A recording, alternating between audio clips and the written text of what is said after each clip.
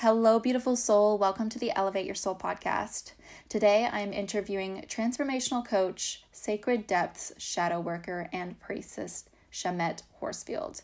And I specifically chose this beautiful soul to interview on this podcast topic that I've been wanting to cover for a while now, and I've just been waiting for the right person. And Shamet is definitely the perfect person for it. If you listen to this podcast episode, she opens up a little bit about the challenges she went through in her childhood and a lot of darkness and trauma through her family home and growing up. And it's just so fascinating to know her today as such a bubbly, happy, bright, joyful person. And she explains to us how she got there. So her and I talk about the shadow. What is the shadow? How do we know if we still have shadow work left to do? How it is imperative to do shadow work in order to truly heal and transform. How we begin to do our own shadow work without getting stuck in the darkness or negatively affecting those around us, and so much more. You can find Shamet's work online at shamethorsfield.com or awakenthepriestess.com. I will put those links in the show notes, and you can also get in touch with her on Facebook. You can also watch this podcast interview on my YouTube channel at youtube.com/elevate your soul podcast. I hope you guys can really learn something and take something from this podcast episode. I know I did. I hope you guys enjoy.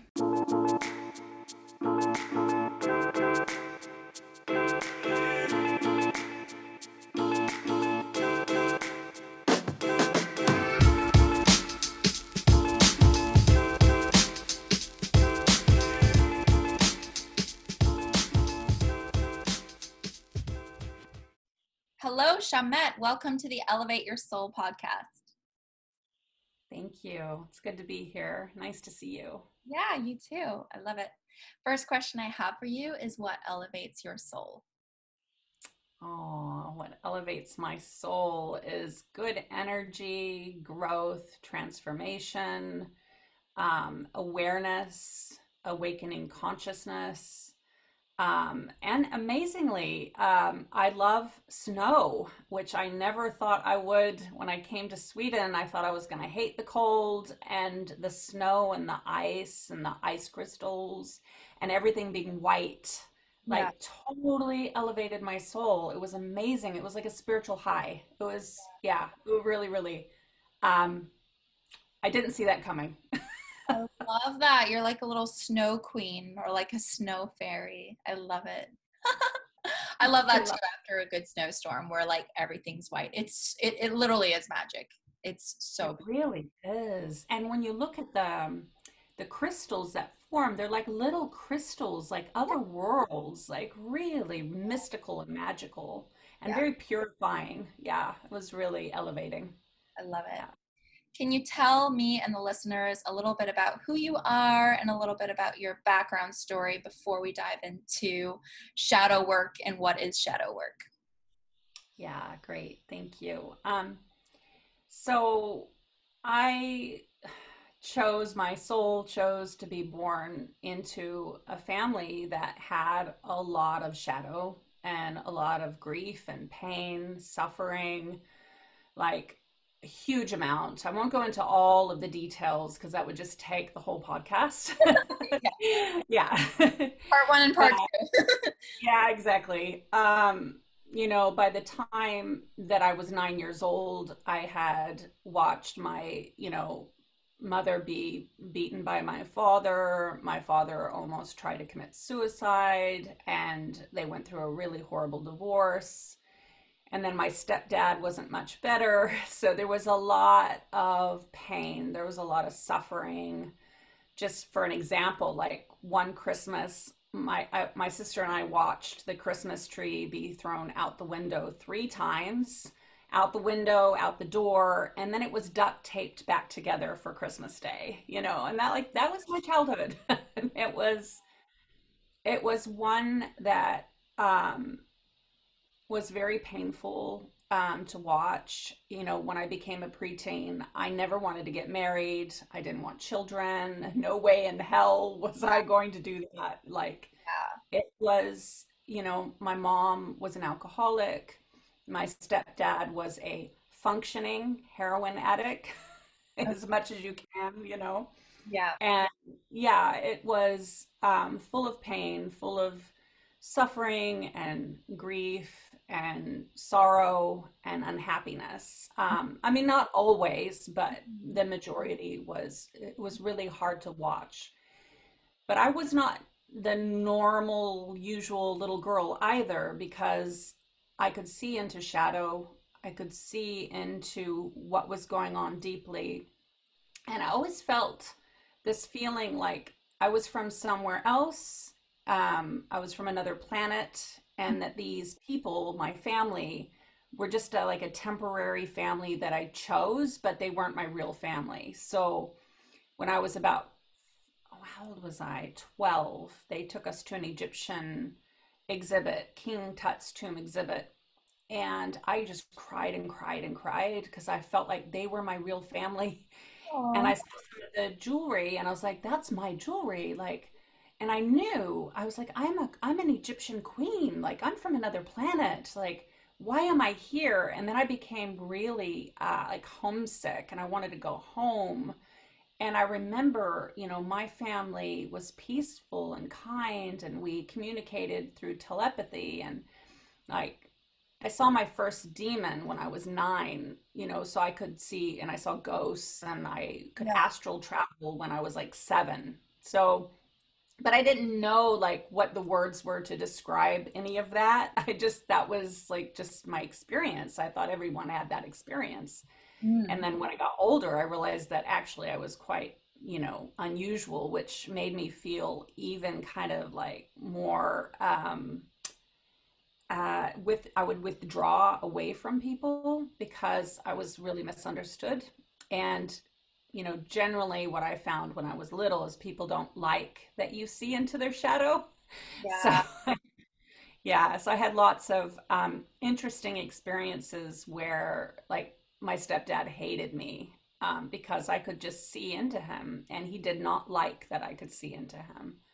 And Interesting. so it was, yeah, it was a really hard childhood. Could, And could you give us an example of looking into someone's shadow if someone might be irritated by it? Like just because I'm trying to wrap my head around it too. Like what would that look like for an example if you see someone's shadow and then they get like triggered or irritated by it?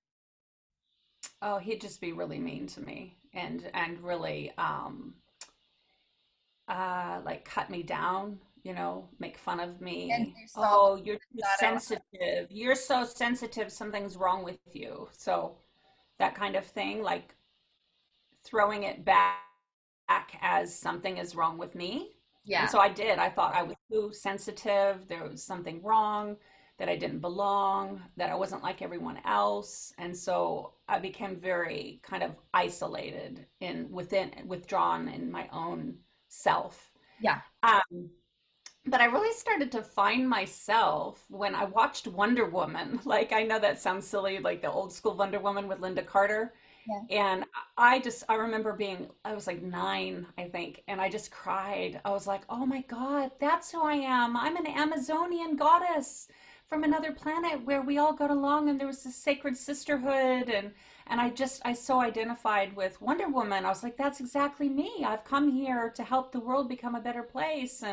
And so I, you know, started to find myself like in Wonder Woman and then Superman with the superhero cave, and you know, and I was like, okay, I really am from somewhere else, and for some reason I've chosen this family. Yeah. And you know, it wasn't until much later that I realized why I've chosen that family. And I chose that family to learn about humanity, to learn about, you know, compassion, empathy, kindness, and about the human shadow and how grief and anger and sadness and all those unresolved human emotions, if they're not dealt with, what they can turn into and what they can exhibit as. And so, you know, as a kid, of course, I felt I just want to go home, you know, where it's light and love and peace and, you know, but I definitely chose my family Yeah. to learn, you know, all the necessary um, learnings of the shadow and how that can play up and play out. So your the other part of your question was, how did I become the fairy? Was it the fairy goddess? Oh yeah, the snow fairy in the beginning that I asked about. Oh no, that I didn't ask. I was just saying you're like a little snow fairy. 'Cause you love the Yeah. snow and you love the Yeah. forest. Yeah. I want to touch upon that though, because it's a really important piece of who I am. And I grappled with, do I share this story? Do I not share this story? And I decided I'm just going to be in full transparency. I mean, I know you love that, so I'm Yes, just going to go I'm for a it. fairy mermaid myself, and I identify as a fairy mermaid, and people question me on that. So, and I've been interviewed on podcasts too, and they're like, "So, what is a fairy mermaid?" So, you can go for it, dive into it, please. Yeah, yeah, thank you, honey. Yeah, it's actually very relevant and really important. But it is like very vulnerable. Yeah. So, kids, they cope with things differently. And so my way of coping with the family that I had was I became the overachiever. Like I got on a roll. No one made me do my homework. My parents did not even help me with my homework, but I wanted to succeed. I didn't want to be anything like them. So I became an overachiever. I still am. There's worse things. It's okay. But I had on a roll. I graduated school a year early. Like I was a goody two shoe. Like I went to church 3 times a week, and like I wasn't going to have sex till I was 18, which I didn't until I was 18. Wow. So, I was the really like, I'm going to do good. I'm not going to smoke. I'm not going to drink. I'm not going to do drugs. Where my sister went the opposite. Like she started doing heroin with my stepdad, and she started drinking, and she started having sex at I think 12 or 13. So we did a divergent path, Wow. and she went one way and I went the other way, and we hadn't seen each other I think for like 2 or 3 years. I ran away at 15 and lived with my aunt and uncle and my best friend and my grandmother for a little while, and my sister chose to stay with my mom. And so we hadn't seen each other for a really long time, and I went to visit. I felt like it was Thanksgiving. I needed to see my family. It had been a really long time. And so, she was living in a different realm. Like she was all gothic and her boyfriend was all gothic, and I wanted to connect with her. I really wanted to find a connection. So she took me to this party, and she offered me acid, and I didn't even know what it was. Like I had no idea what I had said yes to. Yeah. So I did the tab of acid, and I had a really bad trip. And it was Thanksgiving. I was at Thanksgiving dinner with my whole family. The whole family turned into vampires and werewolves, and her boyfriend turned into Satan, and they really played it up too. They were playing that he was Satan. They were horrible. And I was so scared. I was so scared that I went into the bathroom and locked myself in the bathroom. And I really contemplated suicide. Like I just like I wanted out of there. Like, what is this all about? What is it all for? Like I was just crying and crying and crying, and they were like trying to beat the door in, and I was just like, get away. Like I was like terrified, like totally terrified. And then I looked into the mirror, and I'm not sure why I looked into the mirror, but I did. And then I turned into the little green fairy. Like I was sparkly and happy, and like I met my eyes, and I was a fairy, like a fairy goddess, and full of love and peace and tranquility and happiness.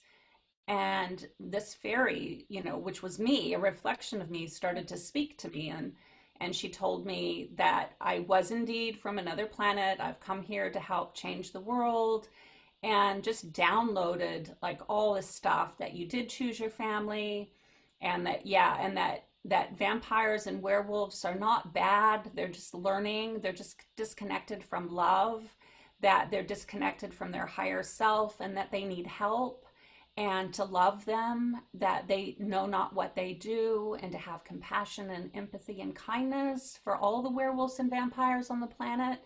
And indeed, maybe I am part of a family of vampires and werewolves, but that's okay because we're all learning how to love each other and bring more light and bring more love, and that I'm this fairy goddess. And yeah, and just like total like I was in there for I don't know how long, hours, like downloading, like, and years later, I mean, it saved my life. Like, it totally saved my life. Like, I found myself, really deeply found who I am and connected with her, my own self-love, and the integrity of my soul, like re-entered my body, which was amazing. And my heart opened, and I had so much more love for my family after that too.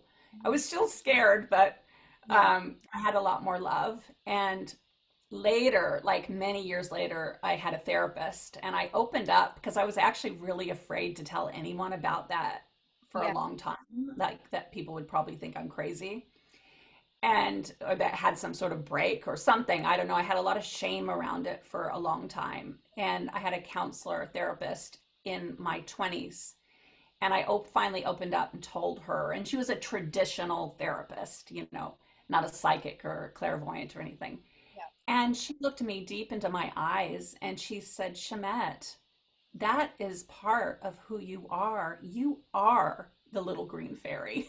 She says, I know you quite well now. And that saved your life. That was you. And really honor that.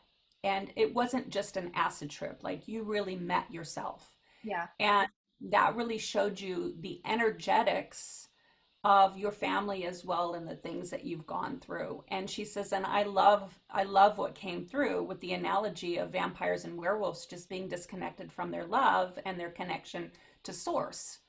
You know, because I mean, what is a vampire but getting the energy from someone else when actually when they get redirected and know that they can get energy from source and from their heart and their own, that can totally transform a person. So vampires are not to be feared of. They just need to be taught about love Yeah. and compassion and kindness and reconnected.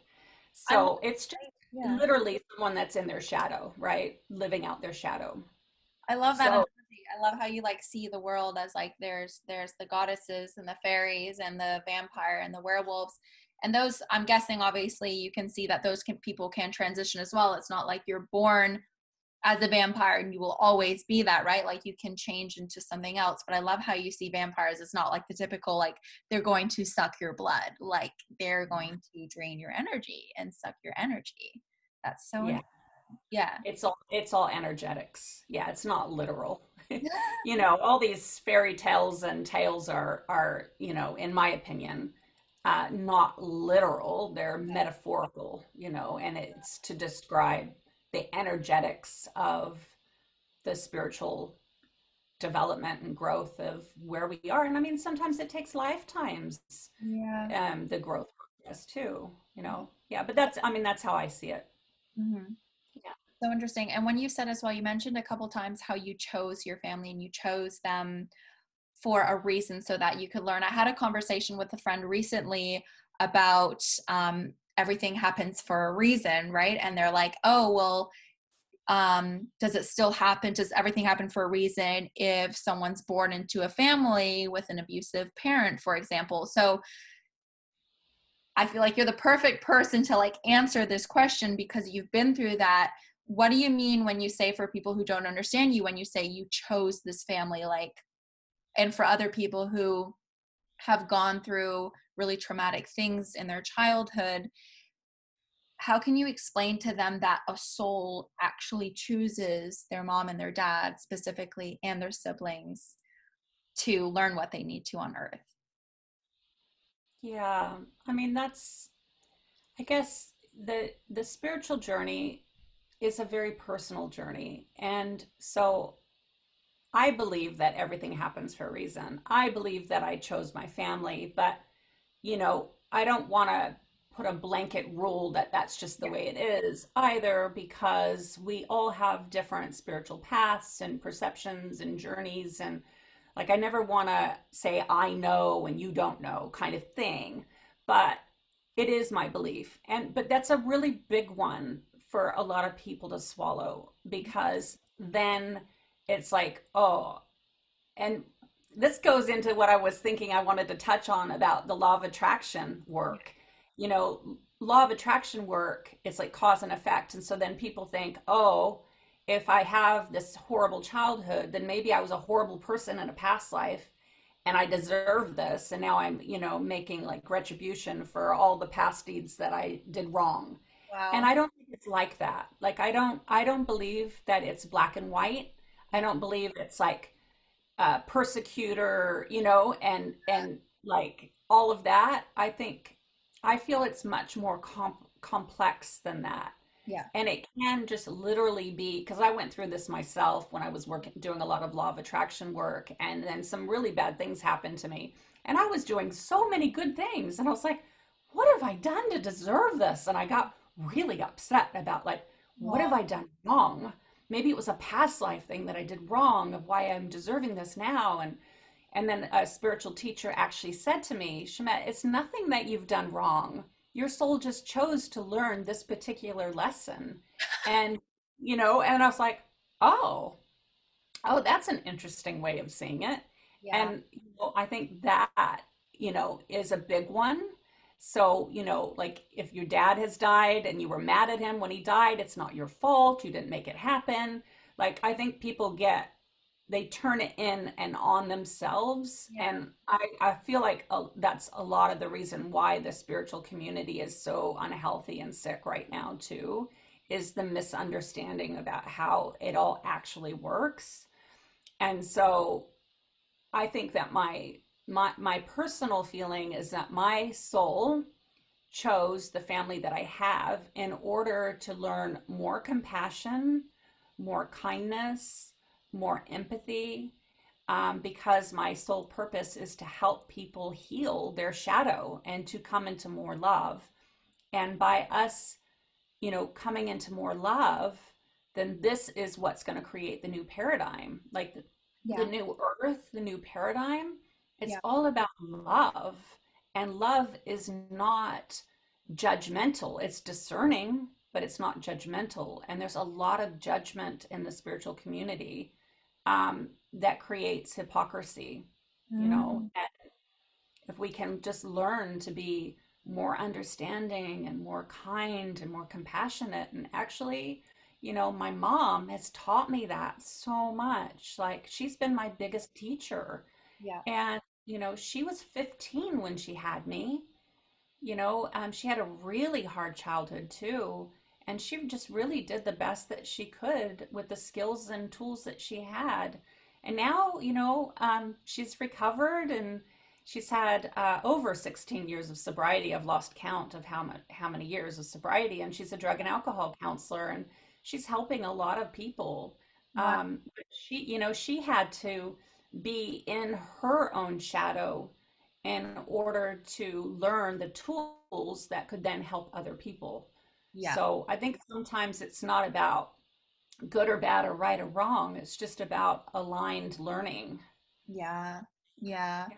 It's so true. Yeah, I'm thinking back as well. Like a lot of pretty much everyone in my family, including me, we learned the most and we grew the most from our quote unquote like negative experience, like the challenges in life, right? Through losing someone we loved, or for me, a really toxic relationship like that I'm so grateful for. When I tell people about it, like, oh, he treated me like this and this is what happened. They're like, oh my God, I'm so sorry. And I'm like, no, that was actually my biggest teacher in life as well. Yeah, I learned so much. Yeah, we don't learn from sitting on a tropical island drinking pina coladas, right?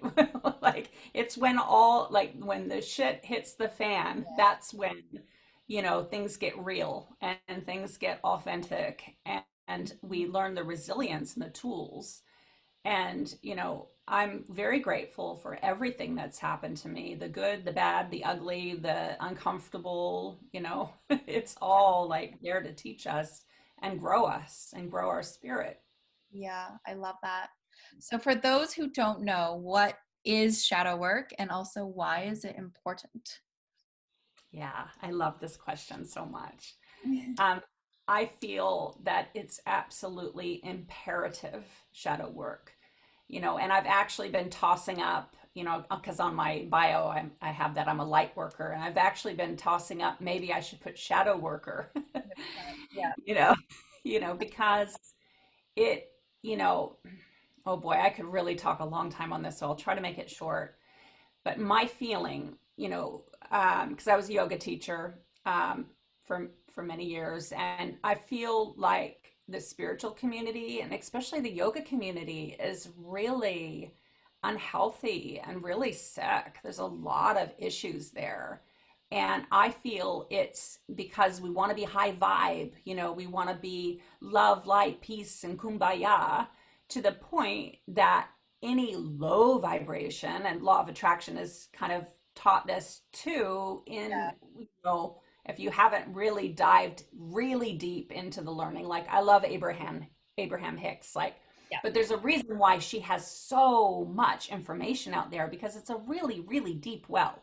And there's a layers, so you have to really dive deep to really understand it. It's not something you just understand after you've read a book. Right. It's complex stuff. Yeah. So I feel like what's happened is people want to manifest their reality. They want a good life. They want to be happy. They want friends, they want to succeed. And so they want to be high vibe. And in order to be this Zen yoga high vibe person, they don't want to be angry. They don't want to have grief. They don't want to have any of the low vibration because they're so afraid of attracting more low vibration. So then they push all that low vibe, anger, sadness, grief, shame, jealousy, all of it into the shadow. And then, what you resist persists. So if you keep pushing it into the shadow, what's going to happen? Eventually, you're going to erupt. Or you're going to be a hypocrite because you'll be like really zen and really peaceful and happy until maybe you have a road rage attack on the freeway, and then you're like not so much a yogi anymore, right? And so there's a lot. I also feel that that can manifest as illness as well. Like if we suppress so much of that shadow work, then we get cancer, we grow tumors in our body, things like that as well. It can turn out in like a physical manifestation of something. Definitely. I definitely agree with that. Yeah. Like thyroid condition, like not speaking your truth. Like I knew someone, years ago that I thought she had committed suicide because she had a scar from here to here. And one day I finally had enough courage to ask her what happened. And, this is long before I started becoming a chakra yoga teacher and teaching about the chakras. Yeah. So, but I put it together later. I was like, oh my God, that was chakra related. It was her throat chakra, But she said that she was working with a psychiatrist and learning how to speak her truth and speak up for herself. And because she had not been speaking up for herself and speaking her truth, she got a thyroid condition where she had to have surgery. And she was only like, I think 24 or 26. She was really young. I was like, wow, I didn't realize that that could affect you. And she said, yeah. And then I started to notice that she did have a really hard time speaking up for her needs. And so I would help her with that, But later, yeah, my mom's the same. She's had her thyroid taken out as well. And just like, I didn't even connect the two and two, but what you were saying about how her lesson was needing to speak up for her needs and speak her truth. I'm like, that's what my mom needs to work on as well. Yeah. Oh, yeah. I mean, that's the mind, body, spirit connection. Absolutely, for sure. When we're not, you know, like my shoulder, like I just went through frozen shoulder, and I'm doing so much better now. I got lots of movement back, Online you can read frozen shoulder takes 1 to 5 years to heal. I'm like, oh no, not me. I'm getting this going. So I'm healing really fast. But I'm talking, to my body, and I'm listening to my body and what it has to say. And, for me, it was not listening to my divine feminine and pushing through, with the summit and creating a summit in 3 months where I should have given it 9 months. And so I wasn't in harmony and in connection with my divine feminine. And so, my body started to speak really loud. It was like, hello, are you listening? So, yeah, I mean, definitely, if you don't deal with your shadow, if you don't listen to what it has to say, then absolutely it can start to take form of all sorts of ailments that are the body trying to get your attention. It's like Are you listening? Oh, okay, we're going to just speak louder then. Yeah. Do you So, feel that all health issues, this question just bumped in my head right now. Do you feel like all health issues, including, gut issues, eczema, anything on the skin, or as you said, frozen shoulder or whatever, thyroid issues, do you believe that's all connected to shadow work? Like it's all connected to something that's being suppressed and something that you're not working on internally?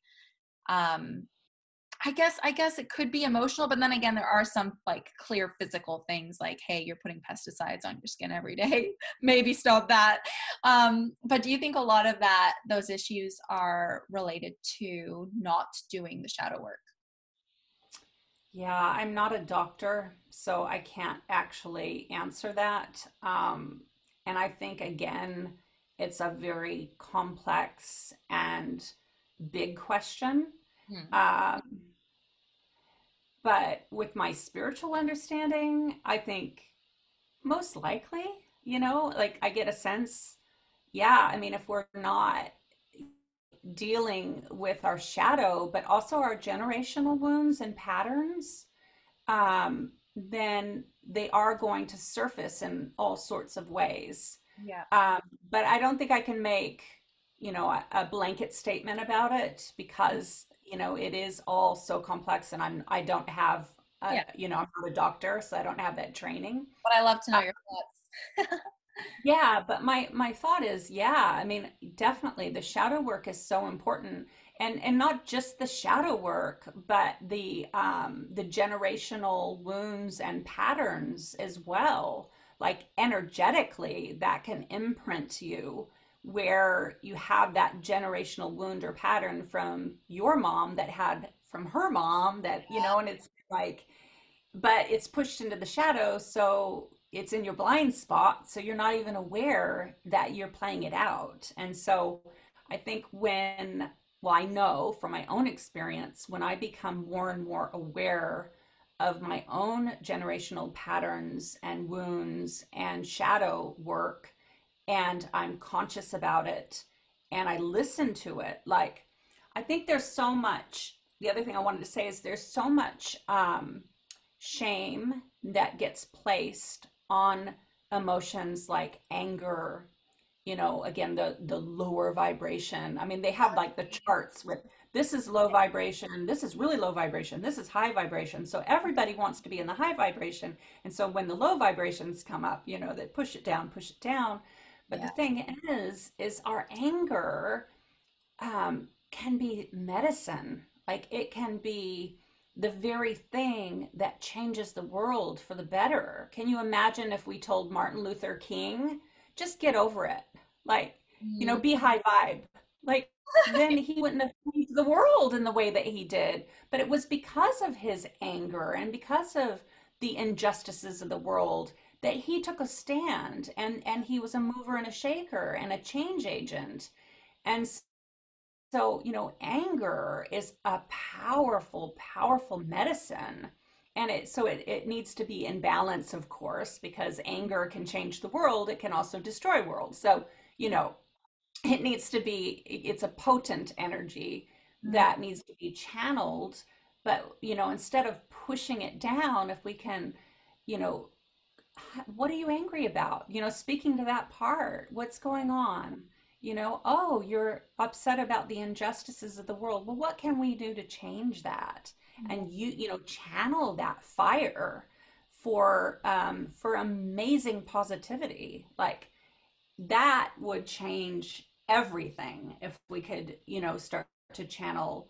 And, so what happens, and this is my own story of my own anger being pushed into the shadow.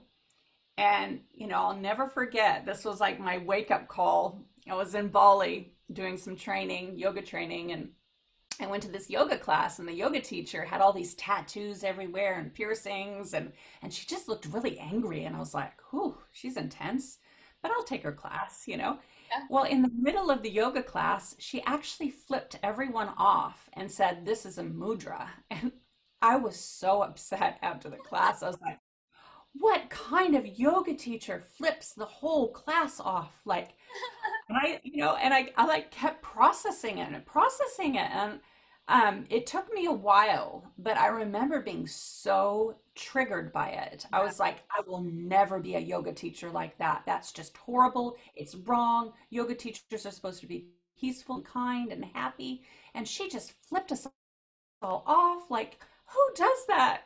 And I realized it really it triggered my own shadow Yeah. of pushing down, like my own anger and my own feelings that I didn't really want to feel. And I really made peace with it. And then I started to bring in that mudra as part of my teaching in my chakra yoga class, is like befriending our anger, befriending that rage, because that, especially as women, we've been really like culturally shamed to not express our anger, Mhm. and it gets pushed down and it turns into shame, and so it's absolutely imperative to work with our shadow. Yeah. And Yeah. it's powerful work. Interesting. And in what ways can people start doing that? So for people who are listening who are like, wow, shadow work sounds really important and it sounds like something that I haven't done a lot of and I should dive into a little bit more. Where do you recommend people start, or like to get a broad idea of like how people can incorporate shadow work in their own life? How can they begin to do that? Yeah. So before I answer that, I just want to say, with me coming into my own anger and really befriending my own anger and my own rage, I was able to create the summit. Like, I've been able to, channel that energy, because when you are, pushing something down, you'll be tired, you won't have any energy, you're out of alignment with your authenticity, right? So when you start reclaiming those pieces, then all of a sudden you have this fire in your belly, that ignites your soul, and it like wakes you up, and then you have all this fire and energy, and you want to make change, and you have the energy to make change. It is associated with passion, Yeah. so when you've got that passion, I mean, you go to Italy, I felt right at home in Italy. Like, everyone's loud and full of passion and flair and rah, it's great. Yeah. And they're a very passionate culture. And so it's very deeply associated with passion and energy and creativity. I mean, that's why lots of artists are, kind of like, angry and full of energy, right? And so it's really important to come face to face with your shadow. So how do you do that? Well, the first step is being an observer of yourself. You know, um, so if you are driving down the road and you go into road rage, right? But you're normally a really peaceful person, Yeah. then you probably have some unresolved anger that, is screaming to be looked at. If you are normally really peace, love, happiness, and gentle and kind, until someone triggers you, and Mhm. then, you turn into an angry, like, this other person, and people go, whoa, what was that? Well, Yeah. then there's probably something to look at, right? Yeah. So just the first step is awareness of where you're at, and where you're at during stressful times, because Yeah. that's when we really get challenged of where we're really at spiritually. It's very easy to be peace, love, happiness when you're doing yoga or when you're sitting on a mountaintop and there's no issues. But as soon as those issues and those challenges arise, that's when you can really witness, your own shadow. So that's the first step, is Yeah. awareness. Awareness, yeah, for, as you were saying, when times get challenging, but definitely including triggers as well, right? So like, yeah, like as you say, like someone can walk into the room, and I hear a lot of people talk like that too. They're like, oh my God, there's just like one girl or this one guy, and they just like annoy me so much. I remember my ex-partner actually told me that about like a guy who annoys him so much, like in the world. He's like the most annoying person. I was like, okay, cool. Is there any element in him that you can recognize in yourself? And then he's like, oh, I can. The shadow side of himself. And then he sees that in someone else, and that triggers you. And then you kind of realize like, oh, maybe I'm really angry at this person because they reflect the sides of me that I don't want to own. And that can be good or bad, that can also be something good. Like they're owning their sensuality, they're really confident, and I'm not, so they're triggering me, so I don't like them. Yeah, exactly. I've had that one projected at me quite a lot in my life Yeah. where, because I'm confident and kind of I put myself out there, and I've had people tell me, God, when I met you, I just hated you. I'm like, oh, you hated me. Why? Oh, God, every time I just see you or hear you, I just wanted to kill you. I just hated you. And I'm like, oh my God, what did I do? And they're like, just because you're confident and you're out there and you're amazing and you're beautiful and I want that and I don't have it. And so I just hated you. And I was like, oh, and they're like, but now that I'm getting more confident and more at peace with myself, I really like you. I'm like, oh, wow. Don't want to kill me anymore.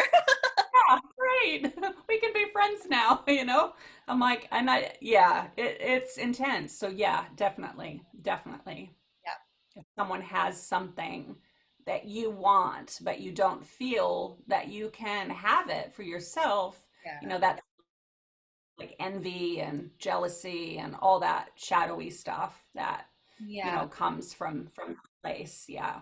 I think meditation can help as well. Like, and that's another Yeah. thing, like instead of waiting for a challenge, life to send you a challenge, or waiting for a person who annoys you to death, like kind of just sitting with yourself in silence. I know a lot of people have a hard time with that, and they have a hard time with that because emotions come up that are suppressed and that they don't want to deal with. And that's why a lot of people don't like meditation, because they'll meditate and they'll start feeling irritable or anxious or bored.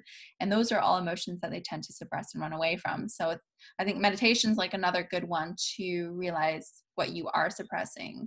And when people do realize, then like when they're getting triggered or when they're going through a stressful time in their life, or when they're meditating and those emotions come up, whether it's anger or jealousy or guilt or any one of those lower vibrations, what's the next step they do from there? What's the next step? Let's see, what did I do? Awareness, and then I do a lot of self-talk and self-appreciation, self-love, and actually just acknowledging Yeah. those parts and spending time with them and listening to what they have to say. I think um, often we just want to push it away, and go and do something else, like go watch TV or go and do yoga. I mean, even yoga can be a distraction, right? Because then it makes you feel better because you're moving all that energy, but you're not actually dealing with it. Yeah. Somebody recently told me that he's a healer too, and he says, "Oh, I meet so many yogis that are just so completely disconnected from their authenticity." And I started thinking about that, and I was like, yeah, you're right. Because then the yoga is a fast fix of feeling better, feeling good, and pushing everything away. Yeah. When actually, yoga, like the real yoga, is to yoke, is to get to the center of it, like meditation. It's actually so you do start to feel and see all of that. Yeah. But it can be used for the opposite Yeah. too. So you have to watch that, be aware of that like cycle. Yeah. I Actually, I know I was in that one. heard Yeah. from a spiritual teacher as well that even meditation can be used as a crutch to avoid negative emotions, because the people who are good at meditation, who I would describe as more naturally, they have more of a kapha element in them, that earth element, that they just, it's a bit more natural to them and a bit more comfortable for them to like relax and not do anything and just sit. And sometimes that is them actually like they'll focus on something. I don't know, like it pulls them out of themselves if they're not doing meditation properly. But I've heard, yeah, meditation can also be a crutch on not doing shadow work. So it's super interesting. Not saying that I don't recommend anyone to do meditation, Well, but that's why when you asked, I didn't say meditation straight away. I said observing you in real life, because that's exactly right. Like, I befriended a Buddhist monk when I was in Thailand. yeah, We went on a walkabout into the jungle with him for a week, yeah, and he had dedicated his whole life to being a Buddhist monk. And yeah. I was in the kitchen helping him cook, and he opened up to me and told me that he was going to give up this pathway because of that very reason. Like, Mm, he is the one that told me, I think he was a monk for like over 20 years, and he said it's much easier to sit on a hill and meditate and pray, um, than it is to live in, the real world and yeah, actually be met with challenges and, exactly, and so it can be used as a crutch and a distraction as well, I feel absolutely. yeah, and I feel like part of that is also because you plan to meditate, right? You're like, okay, I'm going to meditate for 10 minutes. I'm going to like do it at a certain time. I'm going to play this music. But it's when life throws you things that are unexpected. That's usually when we get triggered or we react, right? It's when we Yeah. have something We have our meditation time, we have our yoga time, yeah. we have our real life time, and then they're like separate. Yeah. So that's the other piece, is like integrating it, so Mhm. cooking dinner can be a meditation, Mhm. spending time with the kids in the forest can be a walking meditation, Yeah. like going grocery shopping, like can be you can be in a meditative state as you're grocery shopping. So it's like integrating all of that into your authentic life and then being aware. It's almost like you're in yourself, but then you're also kind of outside yourself in observing Yeah. yourself. Yeah. And I feel like that's the most powerful way. And also working with someone, I've had amazing results, like quantum jumps in my own healing, by working with the coach, working with healers that see my blind spots that I don't see, because blind spots are blind, right? You don't see them. Yeah. So, but someone else can, and then, they can work with you. And, working with someone you trust too, those really important, so that they don't reflect back more than you can actually handle. Yeah.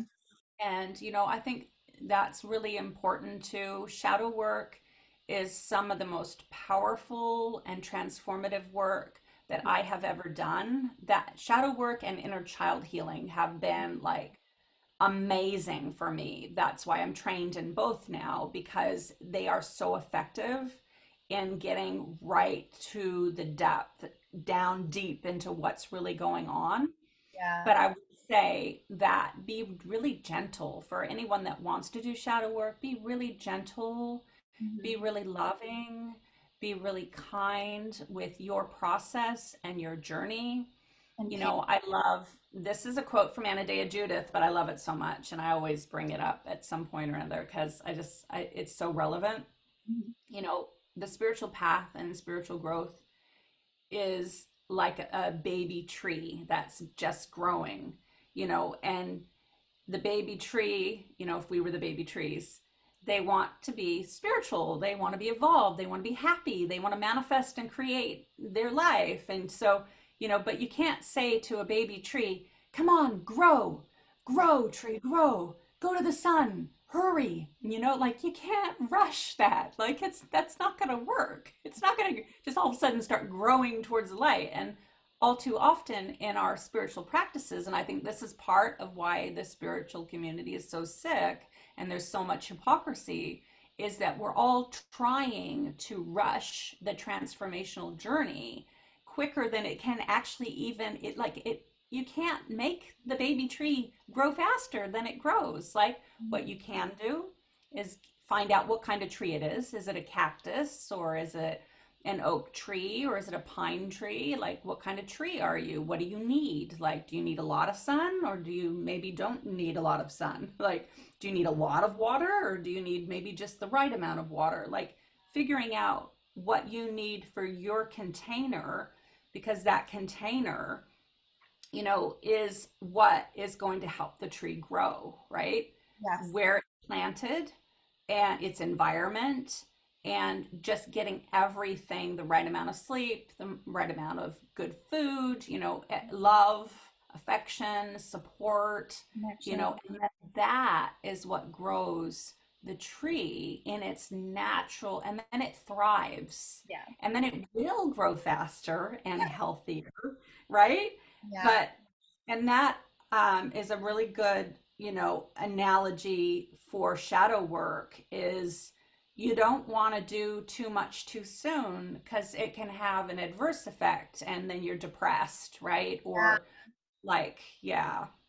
Yeah, you're getting triggered all the time, or it's just becomes just too overwhelming, and then you get sucked more down in the low vibe, and you're only concentrating on the low vibe and why you're so low vibe. And then Yeah, you're lost in Shadowlands, instead of doing the shadow dance, you're trapped in Shadowlands and you're depressed and there's no hope and it's all just horrible. And yeah, I mean, I definitely seen people get lost there, lost in the Shadowlands, and yeah, that, and then they get on antidepressants and it's just a downward spiral. And then they bring everyone else down too. So it's really like, I would just want to put the importance on how important it is to do the amount that is right for you. Like maybe it's like a little bit and then a little bit and then a little bit, and only that, right? I remember when I read this book called Witch. It's got a black cover. I love that book so much. But I started reading it, it was about maybe 5 years ago when it first came out. I started reading it. Oh my God, I started to get so angry. I was like, I was raging. My husband was like, "Oh my God, what's wrong with you? Why are you so angry?"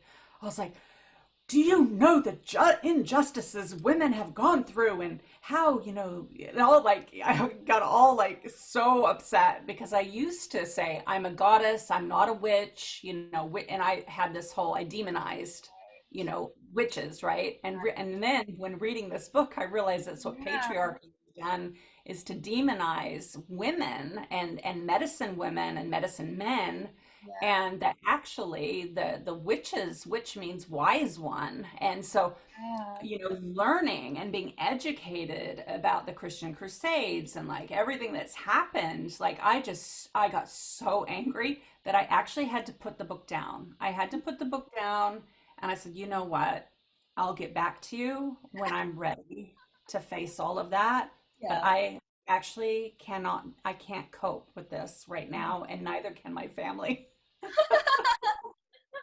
And so I put it down, and I came back to it while I've been in Sweden just this Mhm. last year. Yeah. And this time I still got angry, but I created the summit. Like I created Awaken the Goddess Within Summit. Yeah. And I was able to channel, that fire and that passion and that anger. But, it took many years for me to discern when I was ready to truly, kind of absorb and, what's the word I'm looking for? Do you know what I mean? Like really fortify myself in and not marinate in that energy. And I think people can tend to get stuck Yeah. in that energy and marinate in it, Hmm. and then it becomes them, Yeah. and then they don't do anything with it. Yeah. So I would say, be really discerning and know thyself, know your limits, know, put boundaries around how much shadow work you do, and don't try to rush it. Like come back to that tree and really give yourself the patience and the love and the compassion and the kindness, because it's really big work. Yeah. It is. Two things I would add as well for people who are wanting to do their shadow work, as we were saying, like if you're going through a challenge in life or you're meditating or you meet people in your life who trigger you, to, as you said, have self-awareness. First of all, that's the first step, to acknowledge you're feeling that way and to actually feel that emotion, not suppress it. And then I would say asking why is so powerful. And sometimes we need to ask ourselves why a lot of times, because the first time we may not have an answer. The second time we may think we know why, but it's not actually why, right? Like, oh, my partner cheated on me. Why did it hurt me? Oh, because they broke a promise, but really the real answer is because they feel abandoned or they feel like they're no longer worthy. So really getting into the root reason of why they're feeling that emotion. And then second to that, as well, as you were saying, how people marinate in their negative emotions, the next step would be to remember to move that emotion, like go through it like a wave. You don't have to feel it all at once because it can be very intense. So like do the yoga afterwards to move that emotion, do the meditation afterwards, go for a run in the forest, go for a walk in nature, call up some friends or whatever, and you have to actually not soak, as you said, like marinate in that negative emotion, because sometimes it can take over you, and that's not the point of shadow work. It's to go through it and ask why and feel it, but then learn how to move it as well. Because I've had that too sometimes, where I've been like, okay, I'm gonna let this emotion wash over me, like I'm really upset right now, and it's almost like a volcano that's gonna erupt, right? Like all the time, like, no, it's okay. Like I'm not, it's not gonna get me down. Like I'll stay high vibe. And then it erupts. And then I'll be like, I don't cry often, but sometimes when I do, like, whoa, it just all the little reasons why I like could have cried and I didn't, just bottle up, and it's like this huge show. But then learning as well to be like, okay, how can I get out of this? And not to use alcohol, not to use drugs, not to use, as you said, medication, any pharmaceuticals or whatever, to get yourself out of that emotion. Learn how to do it in a healthy way without any substances so that you can move forward. And when you do learn to do that process, it sounds a bit scary, but when you do learn to do that, you gain so much confidence, right? And like so much strength and so much power, and you naturally just get this high afterwards too. Once you've released something that you've been suppressing for a while, and you learn to like shift out of that emotion and get back on your, high vibe frequency or whatever, you do feel like so much more like cleansed and stronger afterwards. Yeah, absolutely.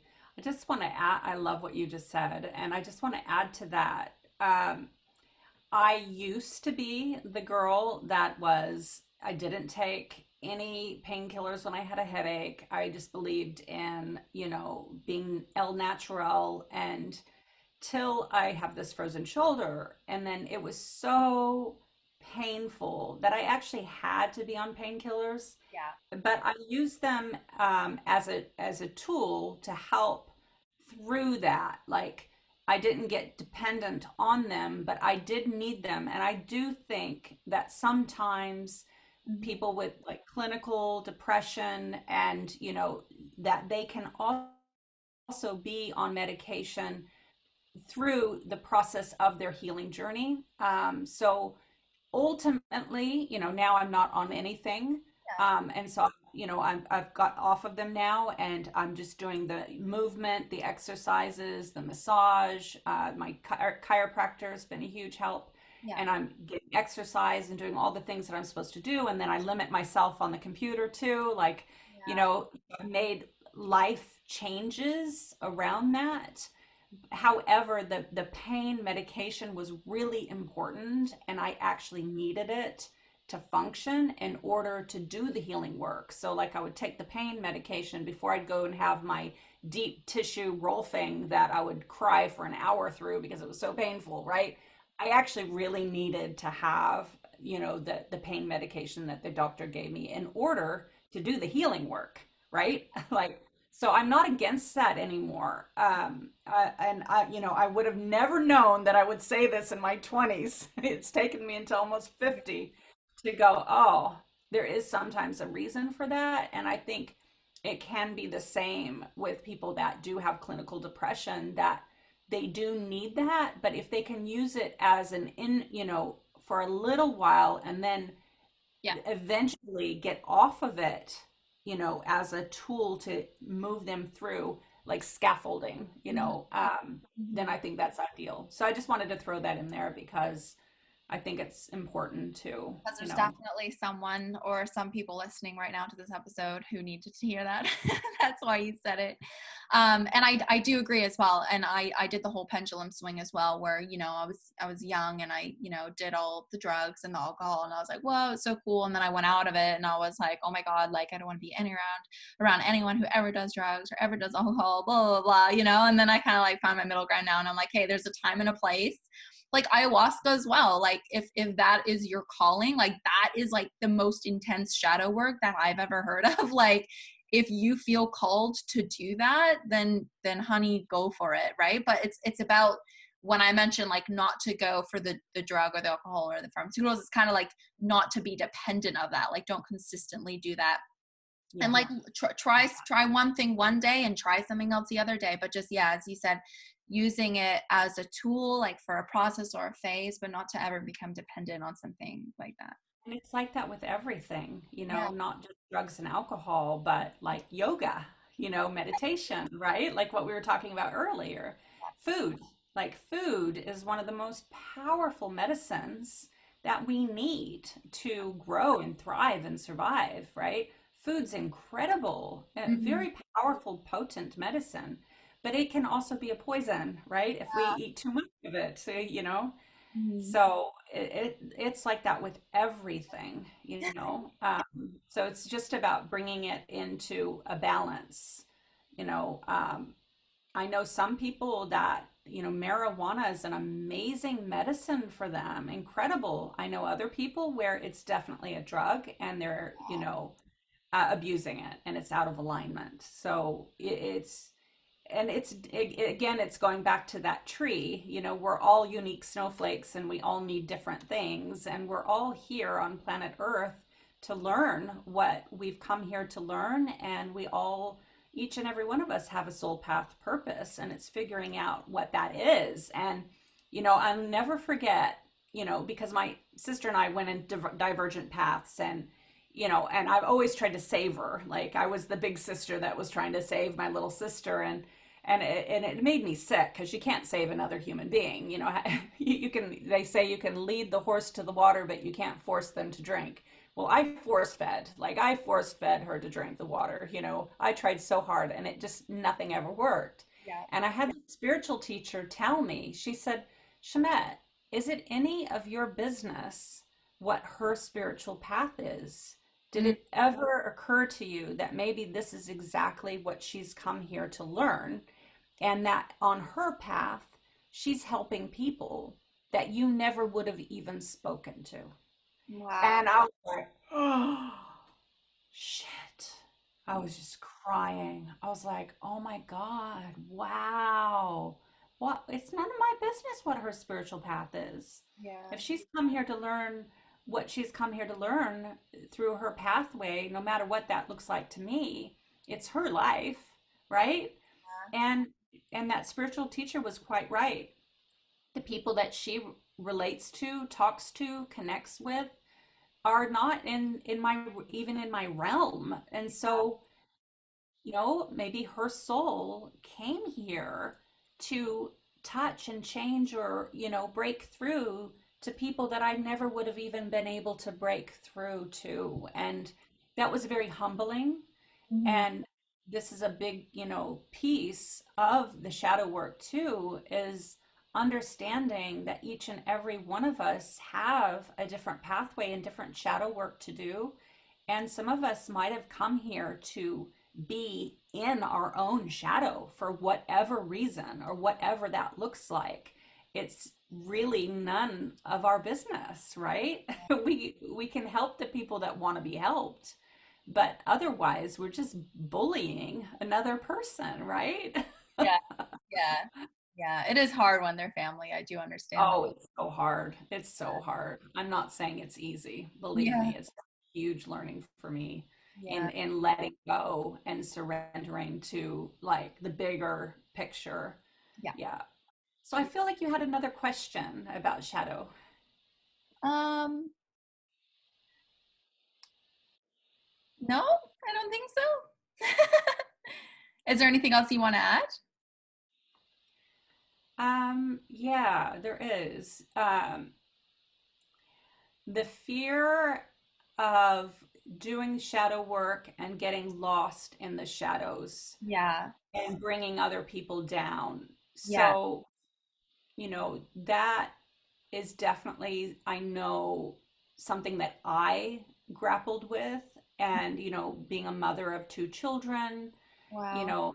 and having, a dog and a husband and like family, and doing my shadow work and not wanting it to negatively impact them, Yeah. or, because I live with them, they're my children, right? And they see me every day. And um, so it's been an interesting kind of balancing act. But what I have found is that by owning my own shadow and working with my own shadow, it actually, in a way, gives permission to my children to accept their own shadow and their own, and so it's actually been really good for them. But I am very discerning to make sure they don't see all of it. Like, I'll do like the main shadow work when they're at school, or, in my own space. And so they don't, so it doesn't scare them, right? If I'm really upset and I'm crying, like I don't want them to be worried.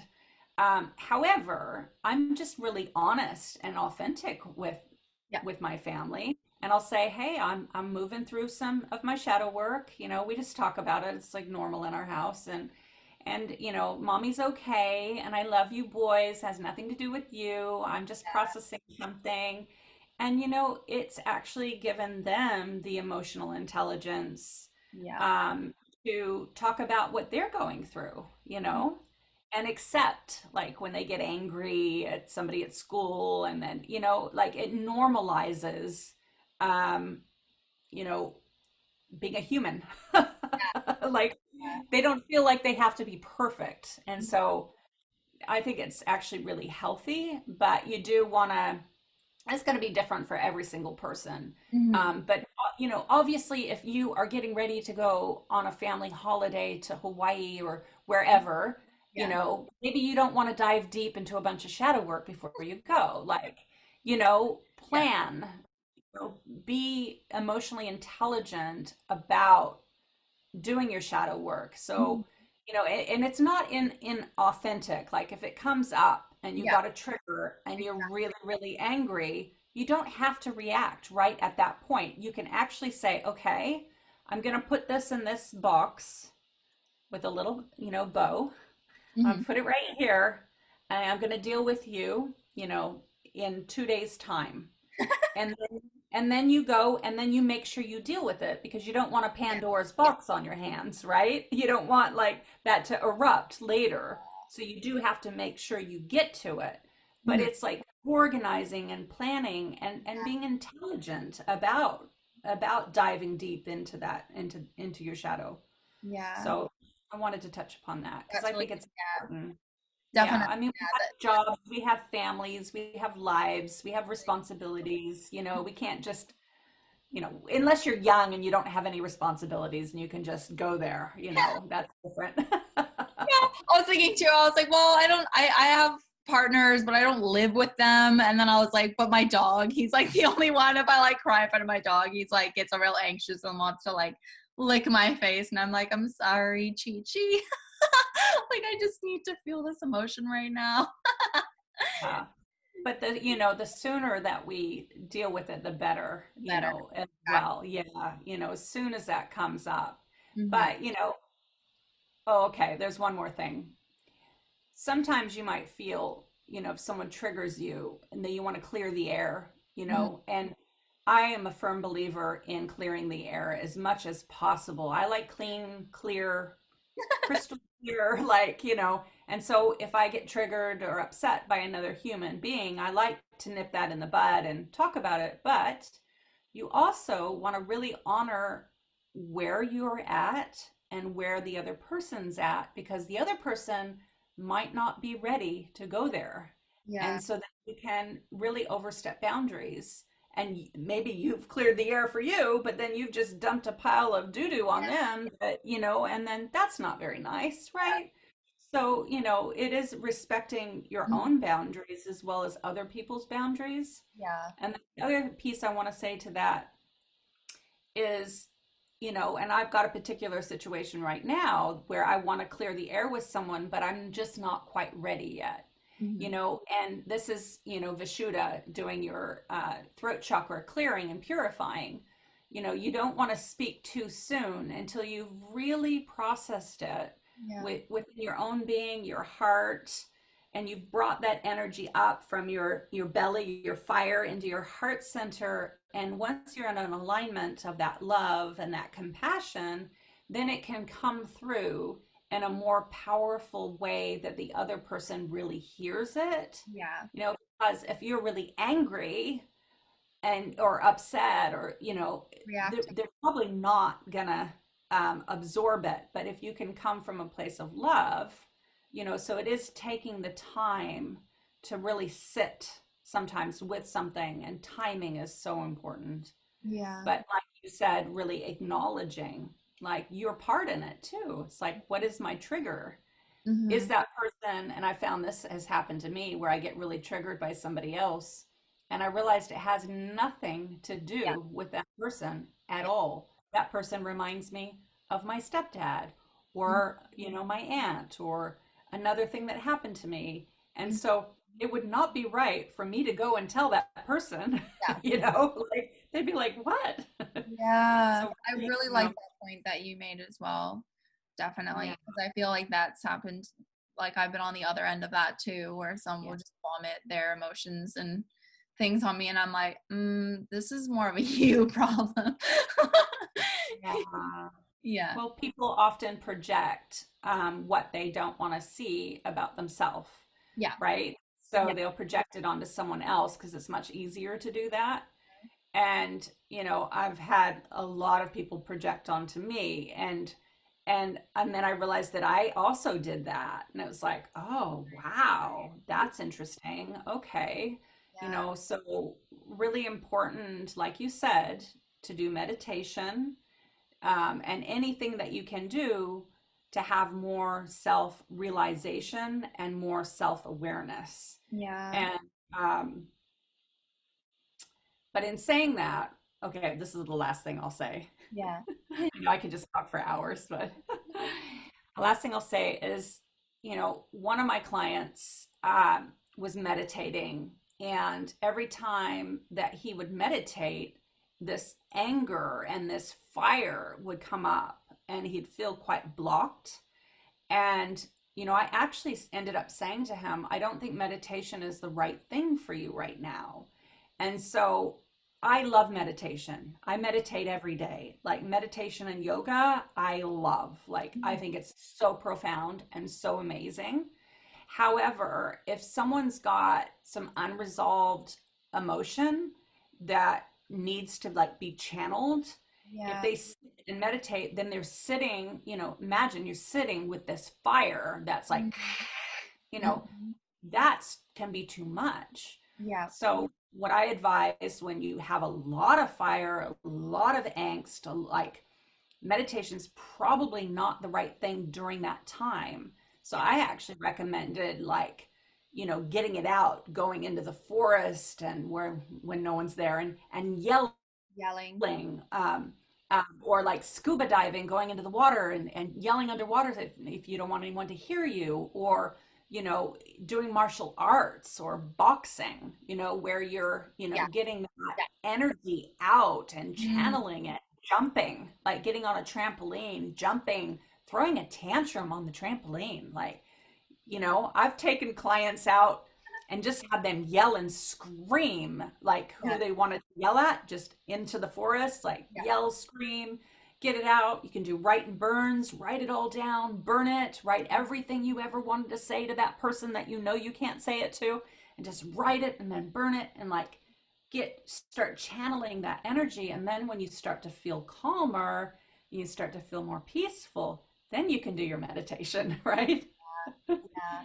Yes, it's Yeah. so true. I agree with that as well. I agree with that as well. Like, yeah, I learned from one of my yoga teachers too. Like one day yoga class, she just like cranked up the music to a song, and she's just like, okay, like when the chorus hits, I'm gonna count to three, and we're all gonna scream to the top of our lungs. And then she was teaching us about how like that's another form of meditation, or just releasing emotion and stuck energy. It's just another way to do it, because sometimes, yeah, sitting on the ground in peace with like little harmony music isn't really going to cut it for certain emotions that need to come up. So we need to learn how to express different emotions.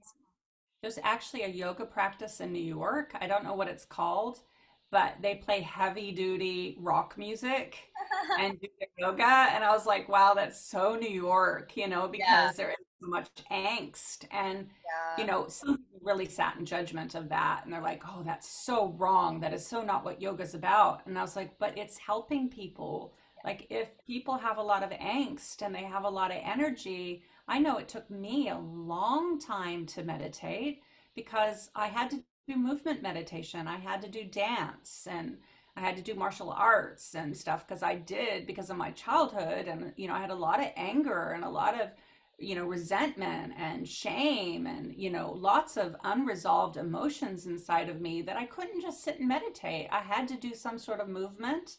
And once I did my movement practice, then I could do my meditation, yeah. and so it's working with where you're at. And yoga is not about judgment, right? It is about where you are and what's helping you. And about unity consciousness is about, and this is the other thing is like people will say, oh, you're in your ego. Like ego means self. So here's another thing that, the yoga community and the spiritual community has done is shame the ego, and the ego is a very important part of our learning and our growth, to become who we are, to move up into the heart chakra. You have to go through the solar plexus. You have to find out who you are. And a lot of us are stunted in that growth department because we didn't have the scaffolding, we didn't have the teaching, and so when my little kids are like, me, and am I gonna say, oh, you're just in your ego, you're just not very spiritually evolved? No, they're learning who they are in the world, and some adults haven't actually gone through that developmental stage yet until much later. Yeah. And so I say, go into your ego as much as you can, figure out who you are, let it be me, all about you until you realize, okay, now I know who I am. Now I can think about other people and be, my chalice is filled up and my cup's full, and now I can, bring this energy to the world. But if you don't give that to yourself, Mhm. you have nothing to give, right? So, you know, yoga and being a spiritual being is about um, sitting in an unconditional, loving, and compassionate and kind place as much as you can, of course, as people move through those different processes that they Yeah. need to learn to Yeah. grow, right? So, yeah.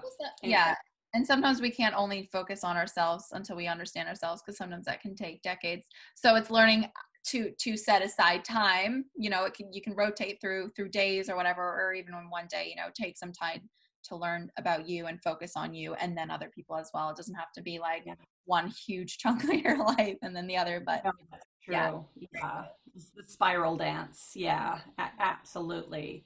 So giving yourself permission to do your self work, your self love is really important for the development of getting up into the heart chakra and getting up into the becoming an evolved spiritual human being. Yeah. It's about loving each and every part, and Mhm.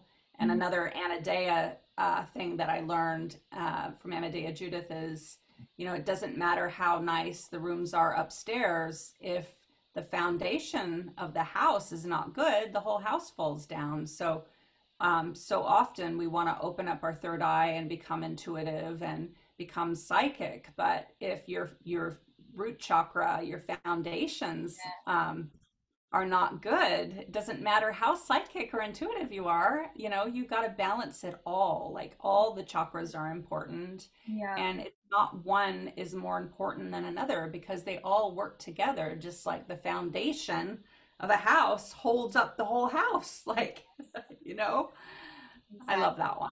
Yeah. So the shadow work really is like working with the foundation. Yeah. It really is. Yeah. I love it. So important. So, how can people find you online if they want to get in touch with you or check out your work? Yep. I have two websites. One is shamettehorsfield.com. And that one's more for like my coaching practice. And then I have another website called awakenthepriestesswithin.com. And that is more to do with my 9-month priestess training and the spiritual work that I do. So I'm a clairvoyant. I call myself an oracle. So I Mm. do chakra healing, and also transformational belief coaching, and yeah, my 9-month priestess training. So I do one-on-ones, and then I have a couple different trainings about consciously creating your most abundant life, which is working with healing the generational wounds, limiting self-beliefs, and basically rewriting, repatterning and rewriting the story of your life, which is first addressing the shadow and working through that, and then learning how to create, your most abundant life. I mean, Yeah. that's the other thing is like a lot of affirmations, positive affirmations can be put on top of, what am I trying to say? So if you say, I think I'm beautiful, I think I'm beautiful, I think I'm beautiful, and you keep saying that over and over again, but you actually haven't done the work underneath in the shadows, then it's basically just something that's on top, right? Because you haven't gone into the root. Yeah. So you work with me, we go into the roots of Mhm. getting down into the depths of what's underneath.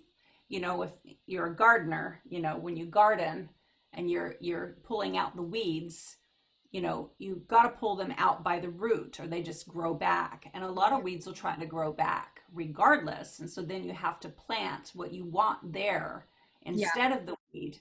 But you always have to keep weeding the garden because they will always grow back. So, working with me on the one-on-ones, that's what we do is we start to figure out what the weeds are, where did they come from, and start to pull them out and replace them with what you do want growing in the garden of your mind, your soul, your spirit. So yeah, you can reach me online. I do all my work online these days because I'm in Sweden. Yeah. So so my clients are all over the world now, which is really exciting. I love it. And you can contact me, private message me. I've got a 45-minute free um, connection call that you can, kind of feel into and ask me questions and see if I'm the right person to work with. I believe it's all about alignment. So if we're aligned to work together, you know, you're my soul client, then I would love to meet you and work with you. Yeah. And I also have a free workshop coming up next week, and that's Tools for the Priestess. And that's a really fun workshop, and it's free, and it's the last one I'm going to do before my priestess training starts because it starts on May 9th, Yeah. Mother's Day.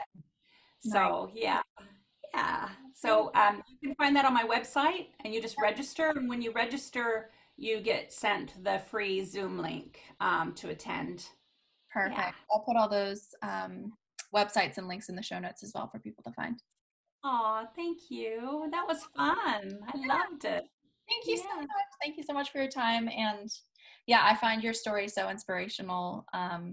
You have a crazy childhood, and I just love how different you are today. Like, you're so bubbly and like positive, and I know so many people who'd meet you like right now would be like, oh, she had like an easy life and she must be really close with her mom and dad and they must like really support her and like things like that. Like, that's what people would assume of who you are now. So I love that you've really taken ownership and responsibility of like, You, you know, hon. yeah. Yeah, I actually was told in my early 20s, actually no, it was 19. I was told that with a childhood like mine, they would have never thought that I would have succeeded. And I mean, I don't think the lady was very nice about how she said it. She said someone like you would be just really emotionally damaged and, damaged goods kind of thing. And I was 19. And so I was like, oh my God, is there hope for me?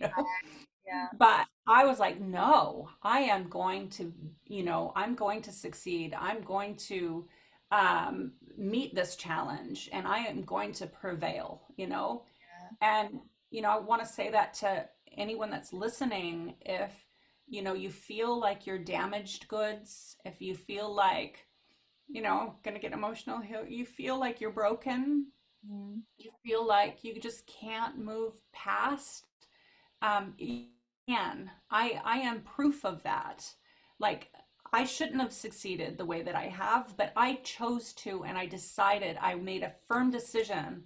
I was like, no, I am going to succeed. I'm going to be healthy. I'm going to work. And I did. I did work really hard. Like, I did get lots of therapy. I saw lots of healers. I trained to be one. I'm like, steadfast and dedicated. But if you want to heal and you want to transform, you can. Mhm. And get the support you need. Like, I reached out for support, and it's so important to have support. But that's my slogan is transform your wounds into wisdom and your wisdom into your superpowers, because I do believe that the people that have had the most challenging childhoods Mhm. end up with the most powerful superpowers. And I know so many really like highly successful people that you hear their story and you're like, oh my God, really? That happened to you? Yeah. Because it gives you a resilience, you become a warrior, and so don't think for one moment that you're broken. Yeah. No, no, you're not. Mhm. I'm really like, if you feel you're broken, you are not. You can always be fixed. Yeah. And actually, yeah, that gives you character, your flaws, your imperfection. Like, the myth of perfection is a myth. There is Mhm. no perfection, okay? The perfection is in the alignment. The pearl in the oyster shell, it's the grit that makes the pearl. The Yeah. diamond, it's Yeah. all the pressure of all, the diamond was coal. And Yeah. then under all the pressure, it turns into the diamond. And so, if you've got a lot of wounds, you can transform them and you can have superpowers. I am living proof of that. So, I love it. I love it. yeah. Thank you so much.